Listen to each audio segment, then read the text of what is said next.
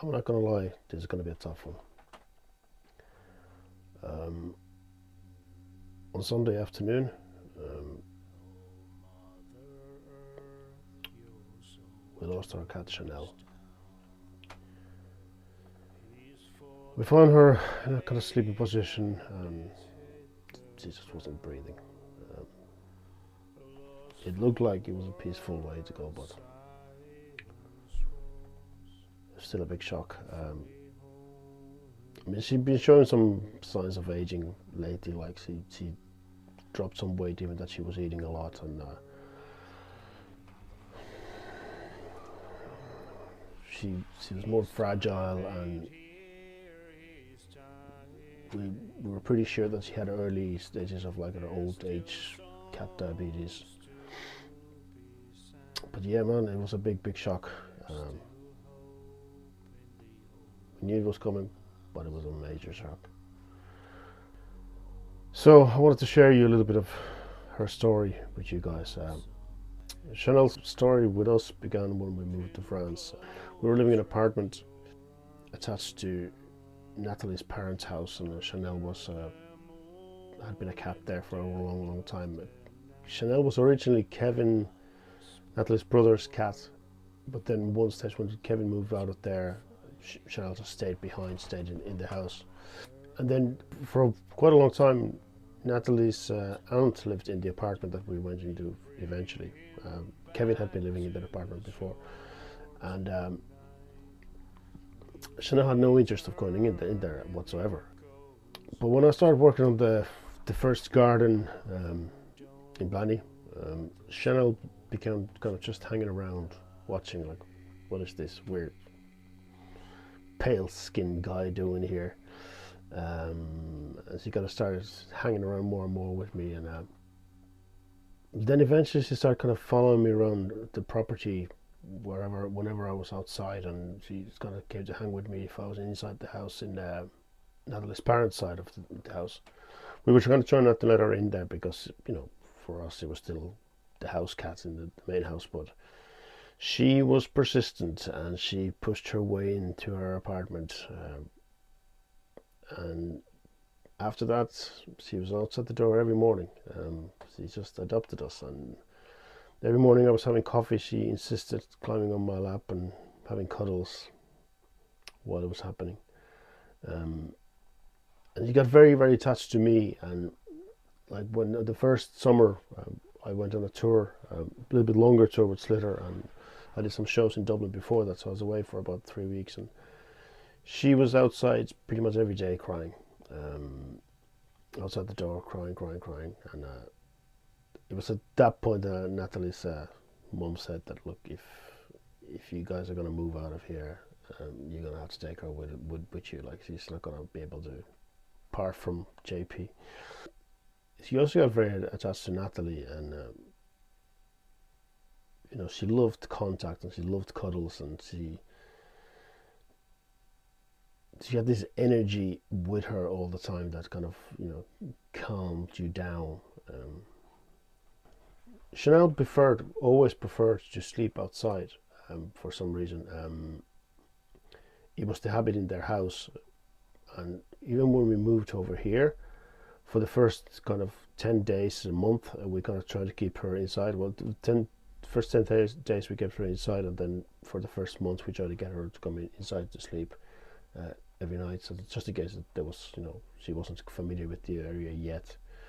But as soon as she got familiar, she preferred to stay outside, and she slept outside. And she settled in here so well in this new home. She became, she's a territorial cat, so all the neighborhood cats learned very fast that this yard was out of bounds for them.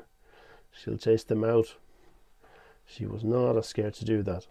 I mean, she was countryside cat through and through, a great hunter and a proud old lady.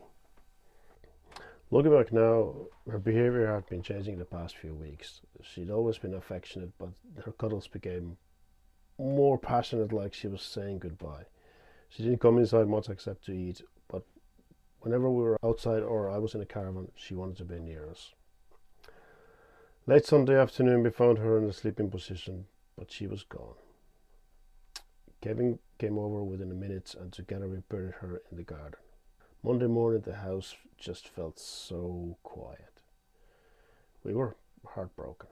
I know she's touched so many of you too. I've seen it in the comments, and during my recent trip to Czech Republic so many people came up to talk to me about Chanel. She will be missed by us, and I know by many of you as well. But this story has another chapter. See, Chanel wasn't kind of multiple cats kind of cat. When Natalie's parents once got a second cat, she got upset and she disappeared for 2 months. So we knew that as long as Chanel was with us, we couldn't really have another pet. We run the risk that she would just disappear. But the universe has a funny way of working things out. On Monday night, just 24 hours after we buried Chanel, Kevin called us. Between their property and their neighbours was a long hedge fence. Late at night, they heard a loud cry from inside it. In the dark, Kevin found a tiny abandoned kitten wedged in the hedge. Sadly, this happens in the area sometimes. People just abandon cats. She was about 4 weeks old, far too young to be without her mother. She needed care immediately. We had to make a choice, and we had to make it fast. She arrived cold and hungry. We fed her some milk and milk-soaked croquettes. She curled up against Natalie's chest and finally felt safe again. The next day we brought proper kitten formula and food and took her to the vet. She's a healthy little female, 390 grams and estimated at 5 weeks old. In just a short time, she settled in, purring when we cuddled her, sleeping perfectly and playing more each day. She learned the litter box instantly. So let me introduce you to the newest member of our little home here under Burgundy Skies. This is Chaya. If you remember Hoof, the horse I befriended when we first moved to Blanny, Hoof had one little sock, and so does Chaya, one white paw, all the rest black, with a little bit of striping on her face and a bright orange spot on her neck. Sicilian's body heat curling up close to us for hours. Whether you believe it or not, me and Natalie can't help but feel there was a little divine intervention in all of this.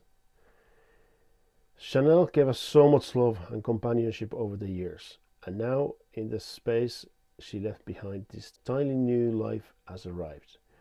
While we will miss Chanel deeply, but we welcome Chaya with open hearts. If you have a special memory of Chanel or a story about how an animal came into your life in an unexpected way, I'd love to read it in the comments. And if you're new here, feel free to subscribe and follow Chaya's journey and all of our adventures under Burgundy Skies.